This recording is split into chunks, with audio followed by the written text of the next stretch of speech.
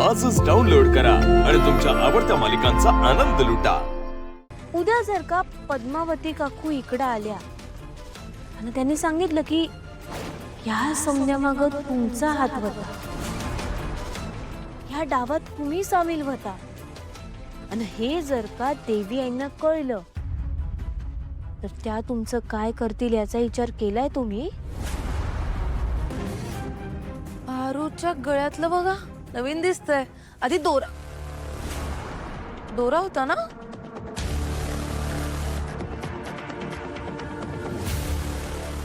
बघून काय ते दाखव ना। काय नाहीये, काही नाहीये का? ओके।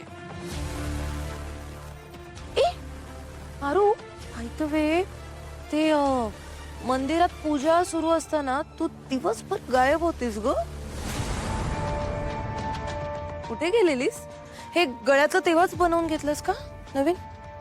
अगं दिशा, असं काय करतेस? तुला आठवतंय का त्या दिवशी आदित्य सुद्धा गायब होता। पूर्ण पूजा होईपर्यंत तो आलाच नव्हता। मला काय वाटतं माहितीये का, या दोघांचा प्लॅन होता बहुतेक पळून जाऊन लग्न करायचं। तो फ्लॉप झाला है ना पारू? काय फ्लॉप झाला प्लॅन? फ्लॉप कुठे? मला वाटतं हेच मंगळसूत्र। दिशा मॅडम, काय चाललंय तुमचं?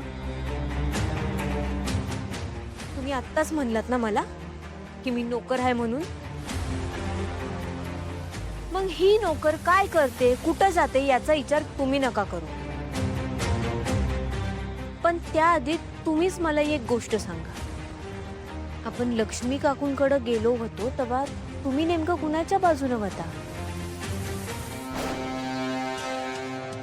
पद्मावती काकूंना फितवण्यामागं तुमचा तर हात नव्हता ना?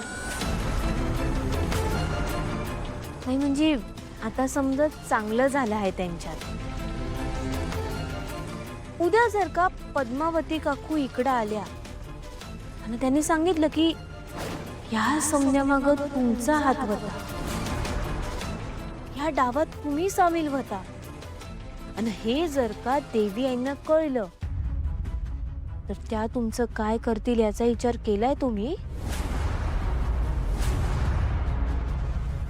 नाही, मला तर असं वाटते तुम्ही ना जरा घाबरूनच राहायला पाहिजे।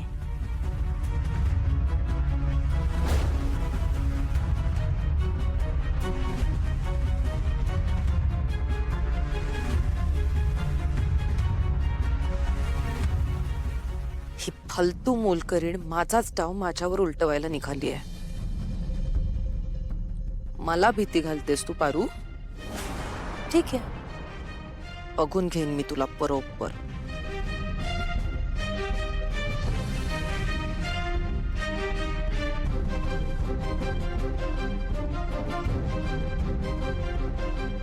हे दोघे जरा एकापेक्षा एकच आहेत नाही? दोघींचं काय सुरू असतं कुणालाच काही कळत नाही। असो, पण मी जरा दोघींपासून लांबच राहायला पाहिजे, नाहीतर मी दोघींमध्ये अडकायचे आणि वहिनी त्या दोघींना सोडून माझाच गाल लाल करायच्या, है ना?